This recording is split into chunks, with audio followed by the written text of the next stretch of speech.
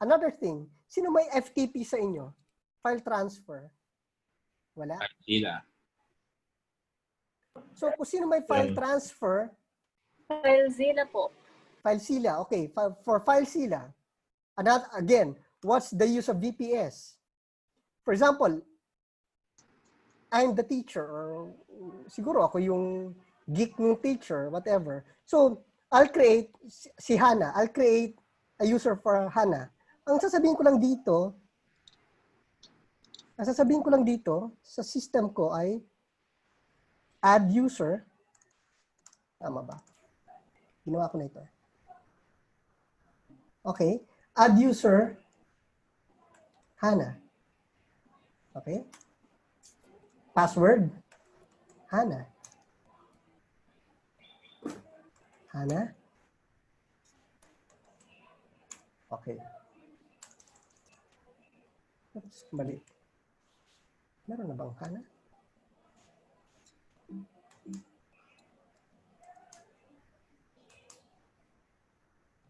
Ayun. So, Hana, if you can access, kung nakikita mo screen ko, gawa ka lang ng new FTP site, tapos sasabihin mo Hana, enter, tapos protocol is SFTP, and yung IP address kanina is 104.237. Ano ito? 11.35. Hana, password is Hana. Then connect.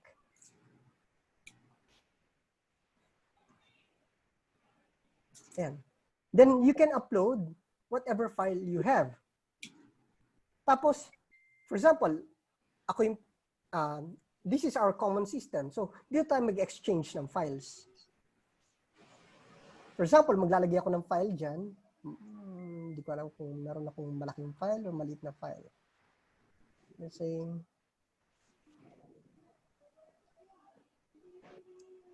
ito na lang.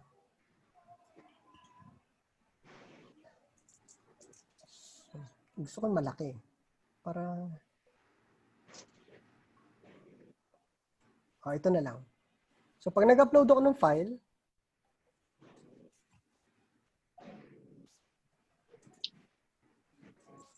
Hana, nakikita mo ba yung file na in-upload ko? O, na-access mo na pala. Sorry. Hindi ko pa ma-access kasi nasa mobile ako now. Nasa mo. Sino kayang kwan? Sino kayang nasa desktop na pwede mag-access nito?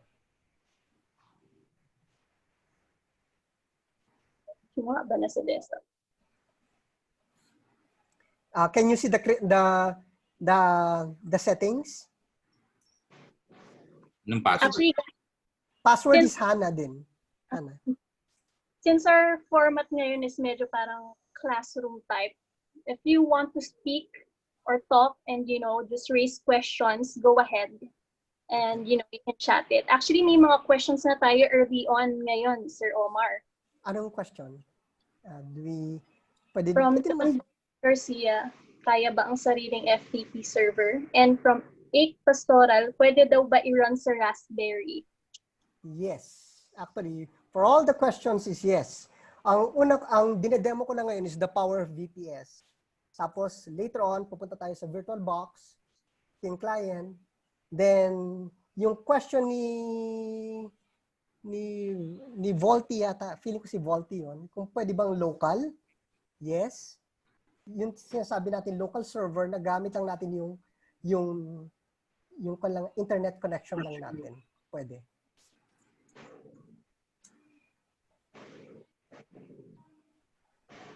Of course, if you are going to use your internet connection, yes.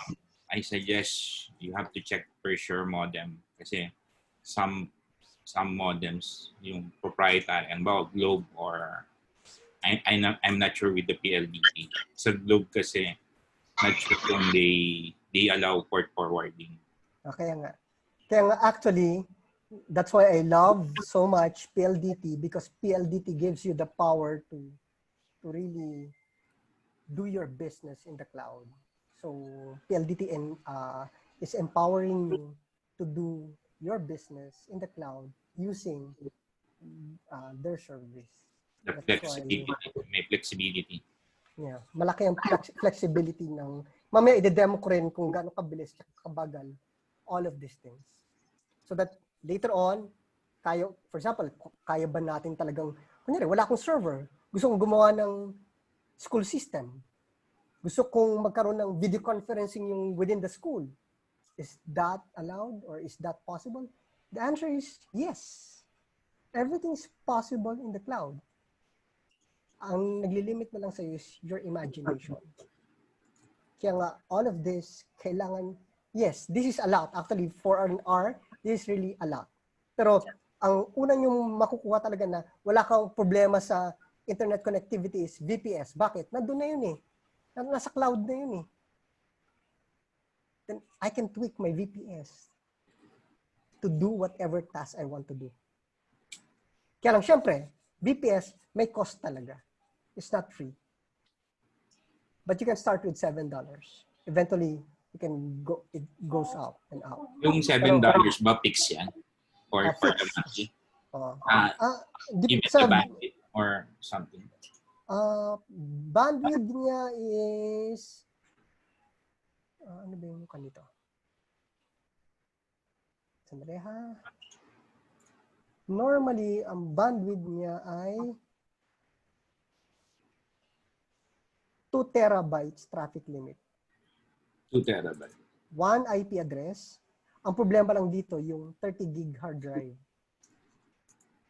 Well, 30 gig. Pwede na yung mga photos mo dyan. Yes. I'm on this level. Ang kuha ko na 150 gig. For 150 gig, 10 terabyte traffic limit, I can already have 10 companies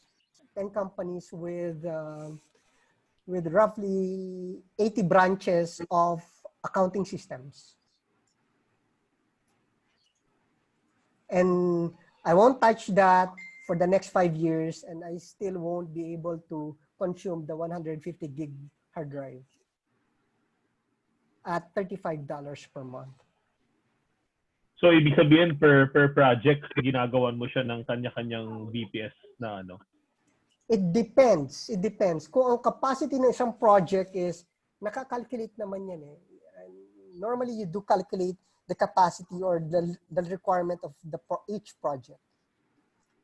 Alam mo naman kung anong space ang kailangan mo. So for school systems, let's say for school systems, ang laki ng kailangan mo na hard drive space. So definitely, talo ka sa VPS. So magkikreate ka ng sarili mo server, ilalagay mo sa school, bibili ka ng PLDT na may public IP na pwede ko expose.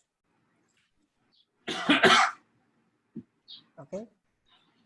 Pero yung data na ano, yung information na nasa VPS, halimbawa pinapatakbo siya ng server o let's say para sa mga maliliit na ano lang project. Let's say kada isang company mag-allocate ka ng isang server o kung maliit man siya, let's say isang parang Raspberry na ano na nakatutok. Oo, parang ganun. Parang pwede. Pero paano yung pag ina-update mo siya? Anong ina-update mo? Yung system mo o yung system ng VPS? Yung system na nakalagay dun sa ano. Kasi ang parang dating naka-upload na dun yung system sa ano, di ba? Sa VPS, yung parang yung pinaka-program mo. Either yung program mo o yung file mo, di ba? Yes. Or whatever, or yung contents mo. So, yeah, you can use FTP to change the files. Kaya nga, I can create any users, I'll change it. O kaya, si Volty may pinadala sa akin na, actually, nangangarap na ako eh. Si Volty may pinadala sa akin na VFX na, oops, ganda nito ah. So, Omar, check mo, na-upload ko na. So, instead of me going to Volty, going to his hard drive, upload niya na lang. Kung mabilis internet niya, upload niya na lang sa common common repository namin. Di ba? Then we can exchange files. I can tweak it, he can tweak it, then exchange lang kami.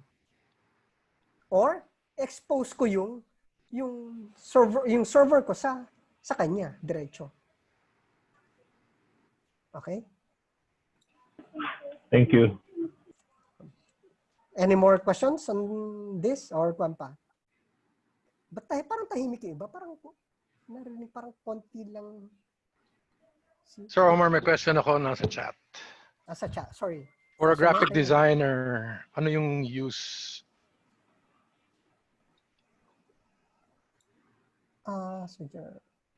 For graphic designers, definitely exchange of files. Definitely. You can exchange files here. Anyone. Parang pagka-update ko, sige, pick up ko itong file na ito, bibigyan kita FTP access, o ito yung file ko, okay, you can grab it. Diba? Yun talaga yung kanito. Marami ako nakikita. I have a lot of friends din na talagang na at the end, they are uploading files in the internet. From one office to other, from one studio to another studio, talagang they need to upload their files to the next studio. Ito ang ginagamit talaga nila. Kadalasan. Can create a website of your own. Okay. Yes. Personal Okay. website. O, parang kanina, yung site na, ano ba yun? Sorry ha. For example, ito. Let's say, ang context lang kasi nito is, ang context lang kito student records eh. Pero, what can normally happen is, for example, ito. I can upload my file here. Kahit 1 gig pa yan, 20 gig yan, or 60 gig yan, or whatever, I can upload it here. Now, automatically, ito mga in-upload natin, tanong, saan napupunta? Siyempre, alam natin kung saan napupunta yan. Kung ikaw gumawa niyan, o tayong gumawa niyan, alam natin saan mapupunta yung mga files. Normally, yung mga files ay mapupunta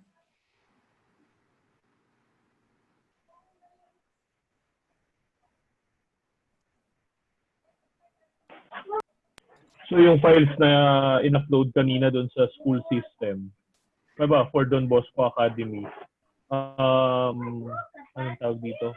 Siyempre, sila lang din yung may, sila lang din yung may access doon, di ba?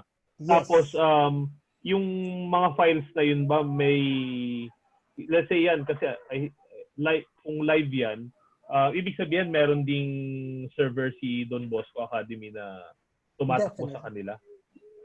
For the meantime, this demo is running on a VPS. So, nasa cloud Okay. siya. Okay. Pero pwede rin ba na kung parang naka-backup lang din siya dun sa Yes. server ni Don Bosco? Tapos, Yes. let's say every 5 minutes nag-update, parang gano'n. Yes. Actually, medyo advanced topic na yon is called scripting. So, from time to time, from VPS, you copy the files from VPS papunta sa local server mo. Pwede yun. Okay. Ang iniisip ko kasi yung ginagawa mo na recently na na as you change, nag-update na rin sa lahat. Parang yung ginagawa mo na before. Yes, exactly. Actually, push ko lang before we suggested for Philippine football to have their online registration. Kaya lang, syempre, ang problema talaga rito sa Pilipinas, ayaw nila na mura, gusto nila mahal. Pero hindi effective. Kayo nang bahala ayokong mag-judge kung anong nasaan kwan yun. Nasaan level yun. Bahala na kayo. I don't want to comment on it further kasi for a lot of years, I've been trying to push talaga custom. I call this custom cloud. You create your own solutions. Bakit you create your own solutions? At the end of the day, ang nagmamatter talaga is security. How would I secure the information? Hindi natin masisecure information. Gumagamit ka ng generic system. If gumagamit ka ng generic system, a lot of people already knows that generic system. So, nakapublish na yan. May gumawa na yan. Ang dami na nakatingin sa code na yan. At the end of the day, you're gonna get hacked. Kaya, marami na hack. So, kwan lang yan. Side ko lang yun. Side note na yun. Kasi cloud, definitely. When you talk of cloud, you talk of security also. So, ibig sabihin, yung kahit nasa cloud na siya, malaki rin din yung tendency na ma-hack siya na ano. Oh, malaki talaga yung tendency. Lalo na pag generic systems ang ina-upload mo sa cloud. Nagets? So, if it is generic, so, nakatakot. Generic, alam mo lahat yan. Paano mo hinandle ito? Paano mo hinandle yun? So, pwede ka nilang malusutan. Kunyari, nag-upload ako ng file, tapos yung file ko script. So, sasabog ang buong site mo. So, parang kanina, may nag-upload dito. Try natin. Baka, pagbigyan ko, baka mamaya eh. Tignan natin kung ubra. Ito ba? Hindi. San dito? Parang may nakita ko kanina eh. Ito ba? Ay, ito. Save file.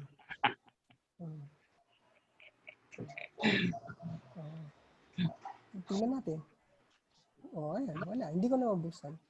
So, ibig sabihin, I'm a little bit secure. A little bit lang. Hindi ko naman ako nagyayabang na secure. Pero, ibig sabihin, hindi siya executable.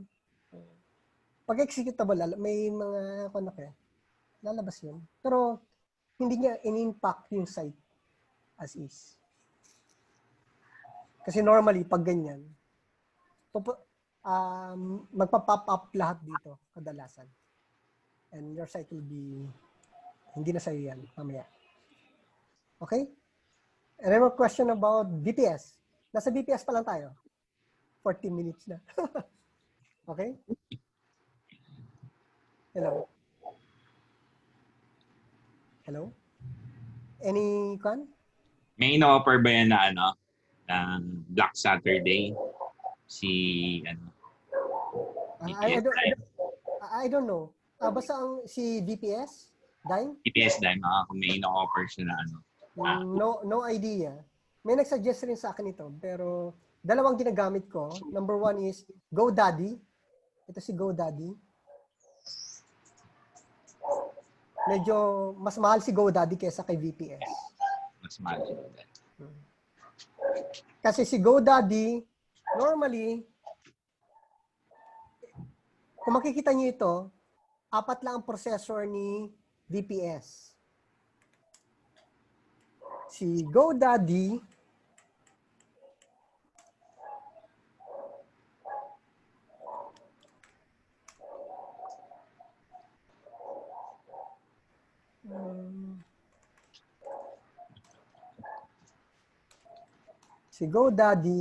kasi, ilan yung processor ni GoDaddy? Ayan o. Nakikita niyo po? 24. So, you calculate the power. 4 against 24. So, kung may critical system ka, kailangan mo mabilis, pupunta ka kay GoDaddy. Ang problema kay GoDaddy, kung minsan, namamatay siya na isang oras sa isang araw.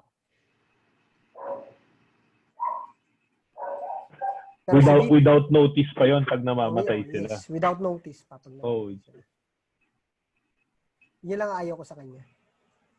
But sometimes, medyo, kung hindi VPS, you can opt for a shared hosting na lang. Kasi yung idea kasi ni GoDaddy sa shared hosting, lalo na pag VIP, hindi nila papatayin yan. Kasi shared hosting siya. Ibig sabihin, may nakakarga ng VIP.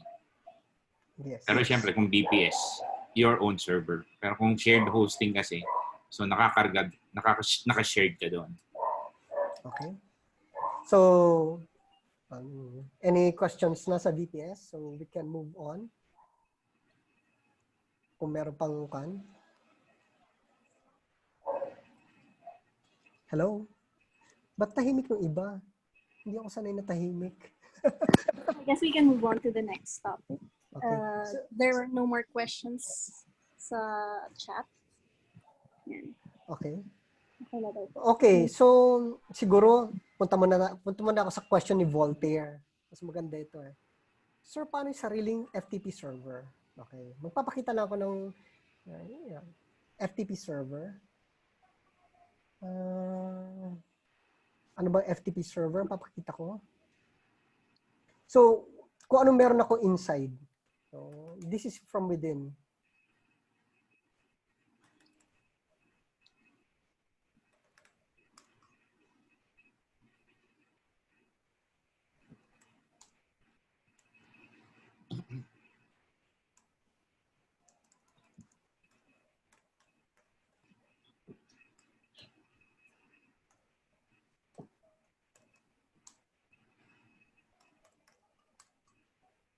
Okay. So this is just local here. Parang local lang ito. Kung makikita mo, kung ipiping mo ito,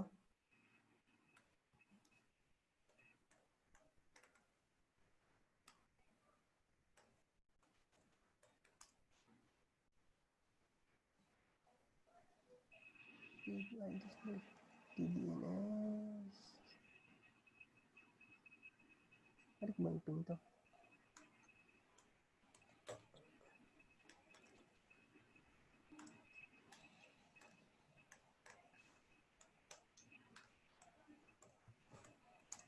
Ayan. Nakikita nyo? Nakikita nyo? This is actually a PLDT IP address. Ang setup ko dito sa PLDT is naka-bridge lang ako. Kung pupunta ako sa, ito pala, pin-prepare ko pala ito.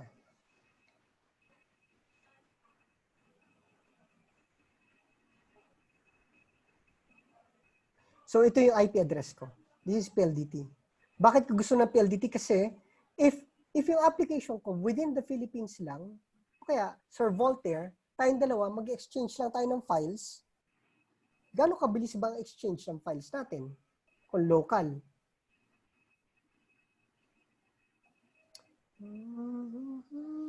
Wala ba kung malaki-laking file?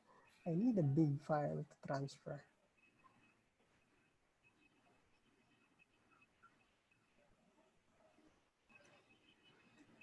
I need a huge file. Kasi pag magta-transfer ako ng huge file, ang speed ko is roughly 11 MB.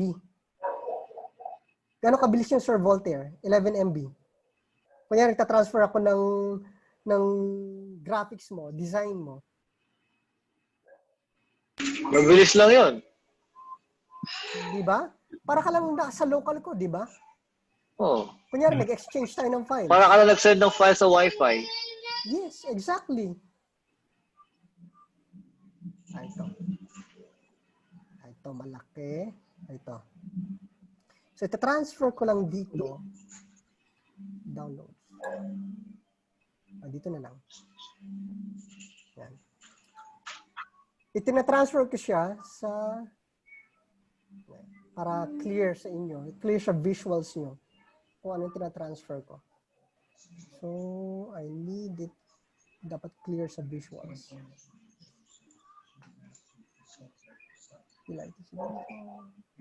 Okay. Kung makikita nyo ito, Phility Solutions.net. So, this is my local. Kunyari, locally solved Voltaire yan. So, magta-transfer ako rito.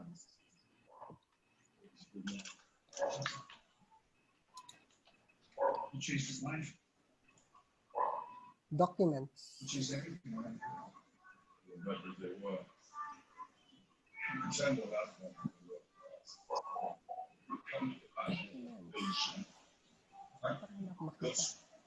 Documents. Phility server. O, transfer ko nito. Malaki-laki nito. Dalawa. Ayan. Override. Override. So, kung makikita niyo yung speed, kung makikita niyo yung speed ko sa network, Ilan? Sir Voltaire, kita mo? Sandali, sir. Saan yun? 10. O, 10. 10 MB. Oh. Just like, nagtatransfer na ako local Wi-Fi, right? Yan ang kagandahan. For example, tayo nasa PLDT loop, tayong dalawa. Tapos naka-expose yung IP mo, naka-expose yung IP ko, pwede kitang i-FTP ng mga files.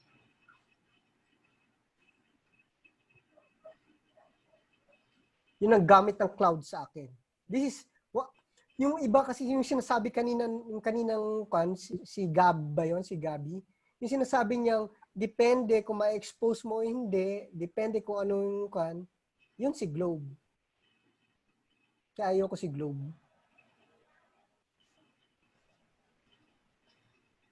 So this one, I just transferred a huge file. Sa mga graphics people, for example, si student A and student B, exchange tayo ng file. Kung mabilis kung parehas tayo nasa local loop ng PLDT, FTP ko lang, mag-FTP-han lang tayo para mabilis. Okay? So, yun yung local. And at the same time, nagpaalam rin ako, this is the live site of, dito lang siya naka-host sa akin. Nandang Boso Tarlac.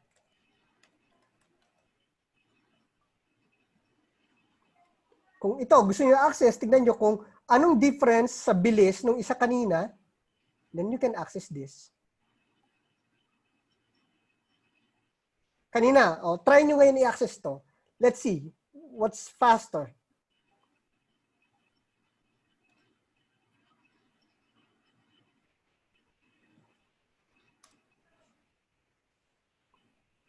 Ito yung user.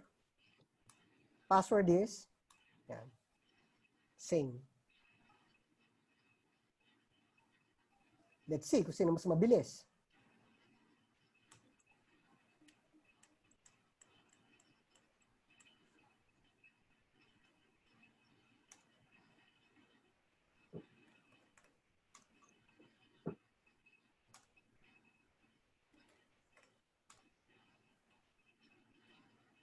May nag-access ba? May nag-upload? O meron.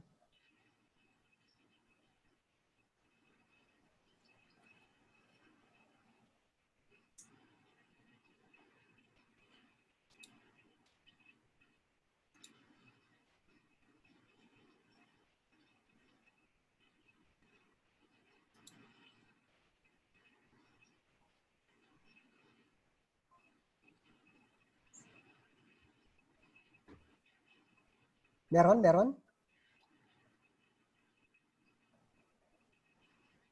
Null pointer. Upload succeeded. Meron bang nakapag-upload? Let's see. Ano mas mabilis? Wala pa. Wala pa naka-upload. Parang mas mabilis to. Ha? Parang mas mabilis to. Tama ba? Siyempre. Actually. That's why, if your aim is global, BPS. If your aim is local, Philippines, as much as possible really, ako, bet ko talaga ang PLDT for that. I'll go for local loop of PLDT. I call it local loop PLDT.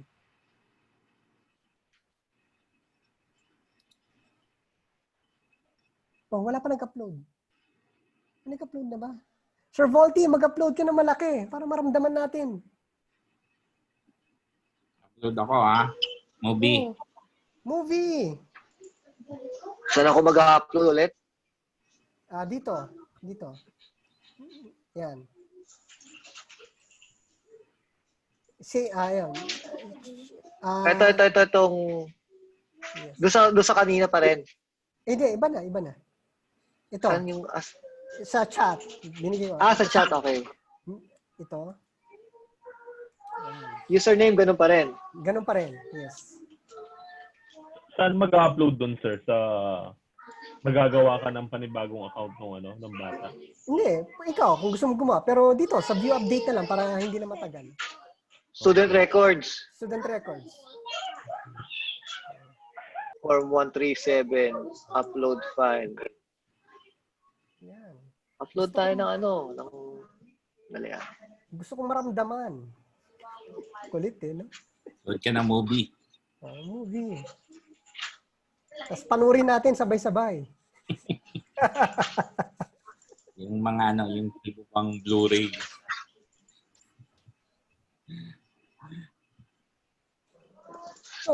So this is really the cloud. There's a lot of possibilities in the cloud.